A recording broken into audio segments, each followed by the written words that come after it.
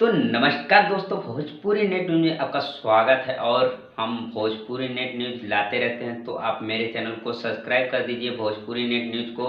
और ऐसे ही वीडियो देखने के लिए मेरे चैनल पे बने रहें और ज़्यादा से ज़्यादा लाइक करिए, शेयर करिए, कमेंट बॉक्स में ज़रूर कमेंट करिए।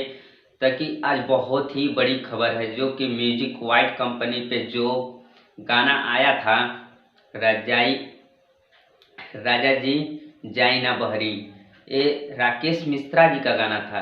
जो कि वीडियो लगभग 22 मिलियन से क्रॉस हो चुका है, 25 मिलियन 26 मिलियन चल गया है। तो आप लोग बहुत ही प्यार दुलार दिए हैं उस वीडियो को, जो कि वो बहुत ही तेज वायरल हो रहा है। और उस पे पवन सिंह का जो गाना था वो सबसे पॉपुलर वीडियो था, सबसे पॉपुलर में वो चल रहा था। आज के डेट में राकेश मिश्रा जी का वो गाना बहुत ही डेट में चल रहा है, बहुत ही कमाल का वो तहलका मचा दिया भोजपुरी पे। भोजपुरी समाज में पूरा हर जगह एकदम गर्दा मचा दिया है। तो ऐसे ही आप लोग बनाए रखें भोजपुरी समाज को, और आप लोग भी बने रहें।